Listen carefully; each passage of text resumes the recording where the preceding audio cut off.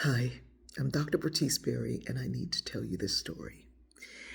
Every year during the season of Lent, I read the narratives of enslaved people.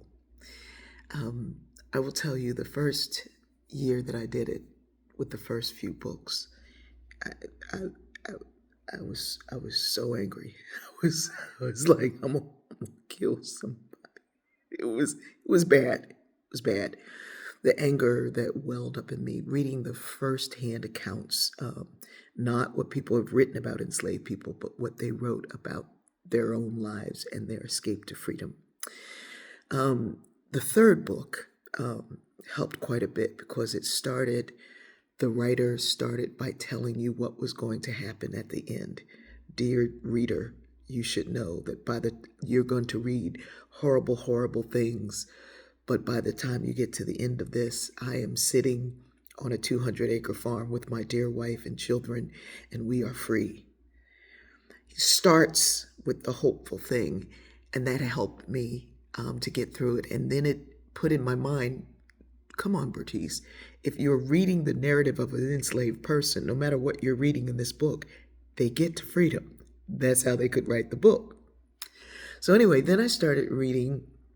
A couple of years I spent time in the narratives of abolitionists, the people who helped folks get to freedom, people who were already free, didn't have to do it, but they went back into slavery to help someone else get to freedom. Some of them had been enslaved. Some of them had never been enslaved. They were white people, never been enslaved. I need to stop for a moment. I was telling a story the other day, and I mentioned that the person was white. And one of the commenters said, "You had me until you said he was a white man." I'm like, but it was relevant to the story, and he was. It reminds me of people when they whisper black or whisper white. I've seen white people whisper white. Anyway, let me get back to the story. So, in reading these narratives this way, the narratives of abolitionists, the narratives of people who got fugitive enslaved people, the narrative of people who got to freedom, the narrative of people who helped in freedom, I have learned some things. I have found some breadcrumbs. I have found some amazing wisdom that was left right there. If you want to read the narratives of enslaved people themselves, not somebody else's book about them, if you want to read their words, Library of Congress, you can literally Google Library of Congress slave narratives, and they will give you a list. They have compiled a list of everyone that was ever published. And you can pick one and start with that one and then go. It is difficult. It's going to sting. It's going to hurt. Whoever you are, it's going to hurt at first. Then they get to freedom. Now, you're not going to get the breadcrumbs from just one. You have to read more than one to see the breadcrumbs. But I'm going to give you a hint. But I'm also going to tell you it's going to sting.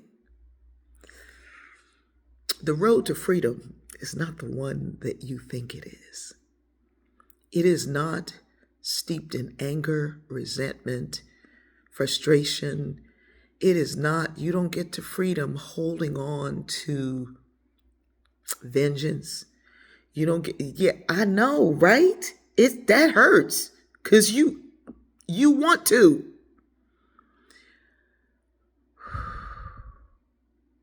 The road to freedom is paved with hope.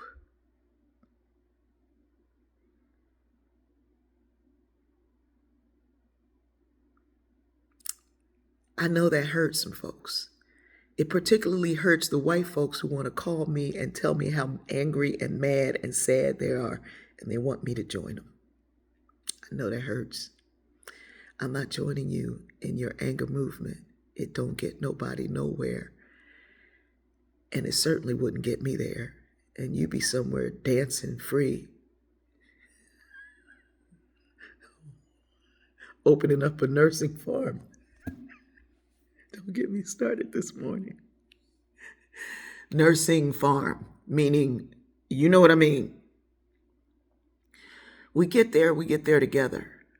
But hope shows the way. I love you.